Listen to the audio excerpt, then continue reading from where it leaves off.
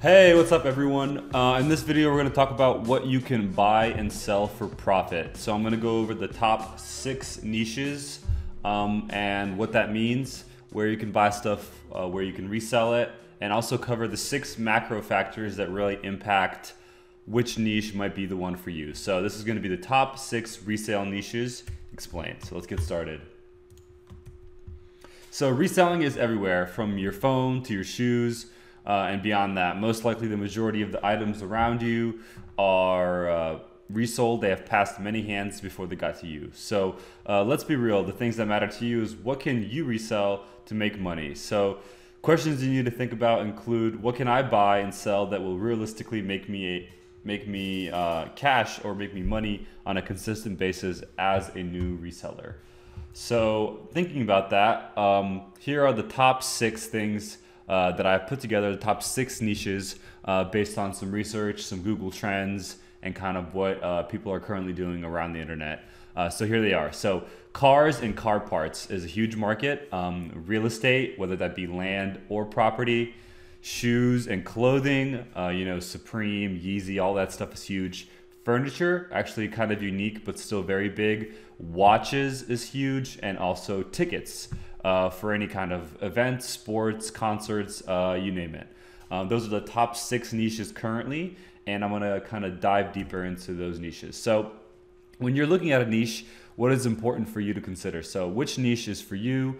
What are the factors that can influence what niche you might want to go after? So current demand.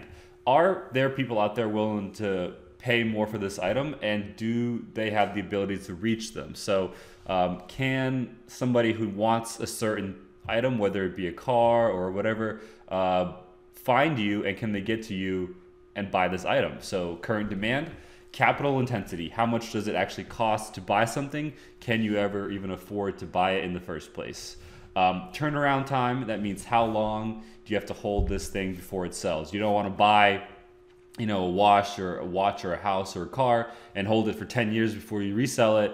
Yeah, you can make money, but 10 years later is not really when you want to make money. So turnaround time is a big macro factor.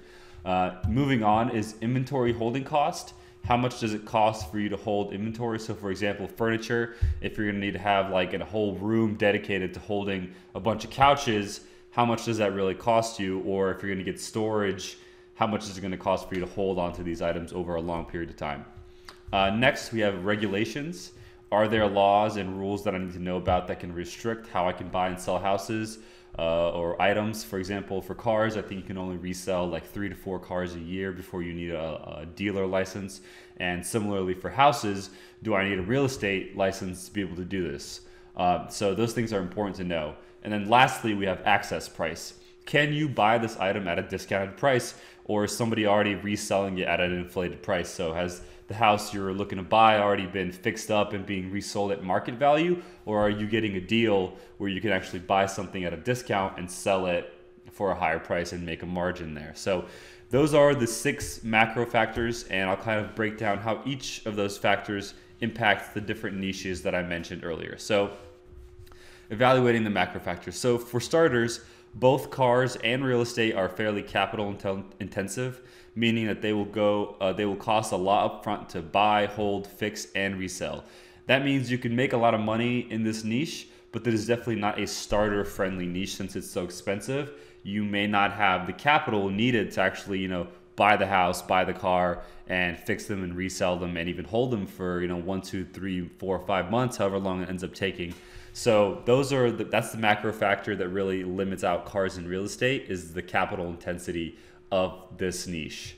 Moving forward, shoes and clothing. So shoes and clothing is an attractive segment because you can find good deals on these. Your access price can be fairly low. If you buy, from TJ Maxx, Marshalls, you can find really good deals on Craigslist, on eBay, on stuff that people are looking to get rid of. And then you can also sell them for a high price on Amazon or eBay, where collector items are more highly demanded. So there's a lot of current demand where you can just go on these websites and know how many people are looking for the items you have, and you can make a lot of money reselling these. So Supreme gear, Yeezy stuff, limited edition Nike shoes, There's a bunch of different stuff that you can do with clothing and shoes, and it's a really good market to jump into.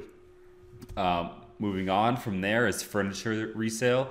So furniture is actually one that kind of surprised me, but you can find a lot of really discounted furniture on apps such as OfferUp, LetGo, Craigslist, Facebook Marketplace, where people are looking to sell stuff that they don't really think about that much. They don't really know what the value of it is. Maybe they just want to get rid of it. They're moving.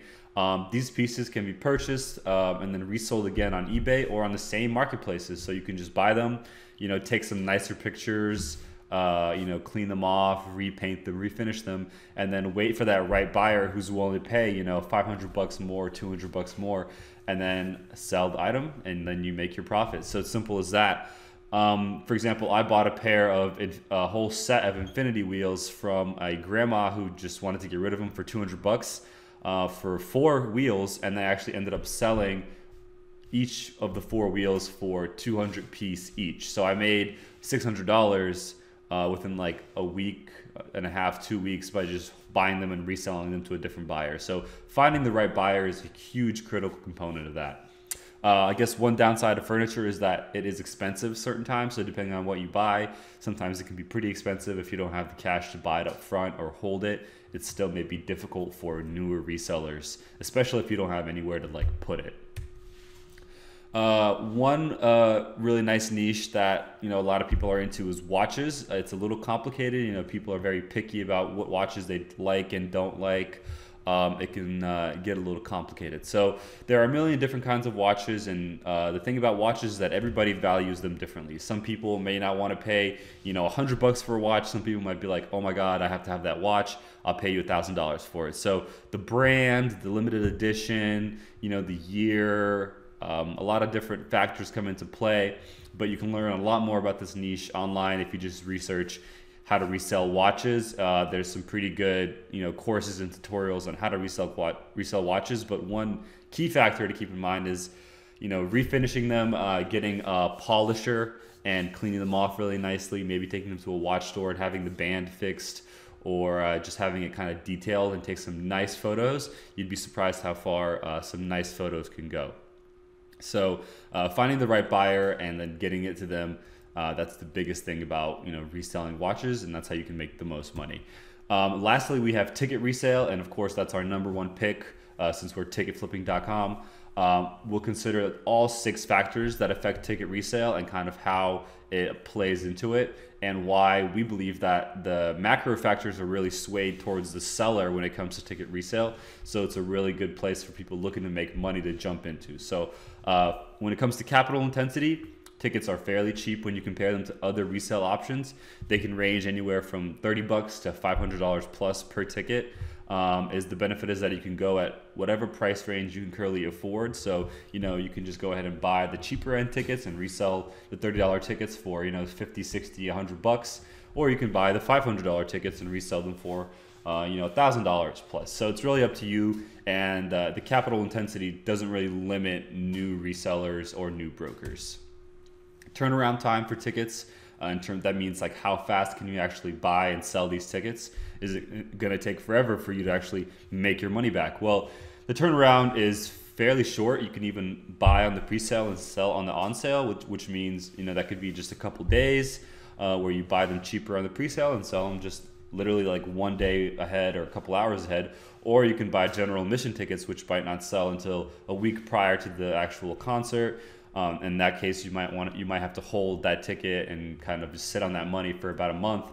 But you can choose, which kind of events you want to go after, whether you want to go after the seated or the general admission seats that may take longer. But still, the turnaround time is fairly quick. And since there's actually an event that's going to happen, you always know what the maximum time is going to be. So it's not like, hey, you have to wait and eventually it'll happen. It's like, hey, this is the date of the event. It has to, I will make my money back by this event at the minimum, even if I don't make that much of a profit. So turnaround time. Inventory holding costs is completely free because it is a PDF. It's 100% online. Rarely do you ever have physical tickets shipped to you. I personally never buy physical tickets. I know a lot of people do that, but I don't like to, deal with the mailing and receiving and making sure it gets there in time. I do completely mobile tickets or PDF files, and all I have on my computer is a ticket resale folder where I organize it by event, and that literally takes up no space. It's not like I have to have a closet or room dedicated to holding my tickets.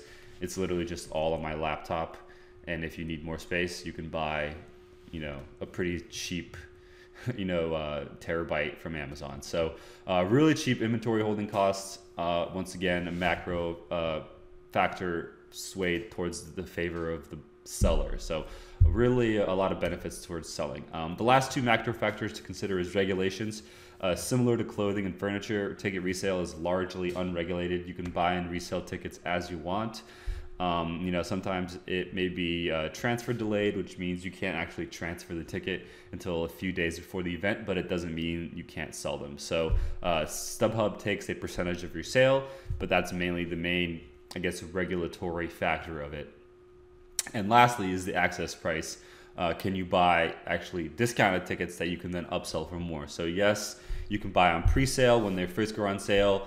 And then as people, decide they want to go and they want to have access to those tickets last minute, they're going to pay a premium to have access to your tickets. So you make money by, allowing people to buy last minute tickets when normally they wouldn't be able to do so because they've already either sold out or B, are no longer available from the actual marketplace. So a lot of benefits, a lot of the factors are swayed in favor of the seller, and you can make a lot of money reselling. So a summary kind of the factors that heavily favor the seller include, tickets are easy and cheap to acquire and also sell. There's lots of upside room to make a profit. There's little to no regulation. All of it can be done online since this is the only industry with no physical product. It's actually a unique perk of ticket reselling. It's all online. It actually saves you a lot of time, a lot of organization. It's super easy to actually just buy and resell all from your computer.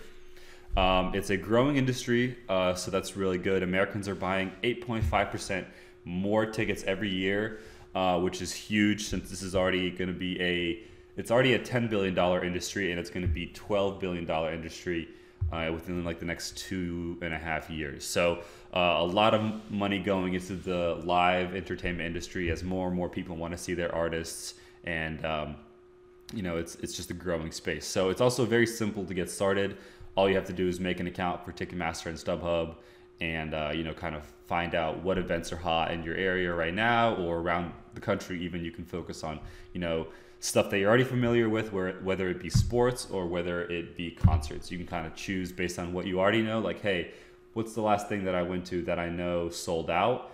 Well, that means you can make money on those events just by buying tickets ahead of time and then reselling them later on. So how can you get started making money reselling tickets? We actually have a introductory webinar video. It's actually a recorded video, but it's still a webinar. You can go ahead and click the link below where we talk about how much you can make per month, anywhere from $500 a month if you want to make just some extra cash to $15K a month plus for people who are doing this as a full-time job. They're making it a business. We talk about what events you can start reselling, and also kind of just how you can get started, what accounts you need to open, whether that be Ticketmaster, StubHub, how to upload your tickets, how to list them, price them. All of that is covered in the webinar. So it's a short video right below this one.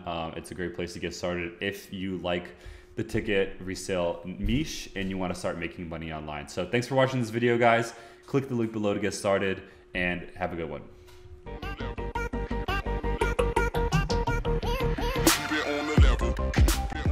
Thanks for watching this video, and if you have any questions, send us an email and we'll be more than happy to answer them for you.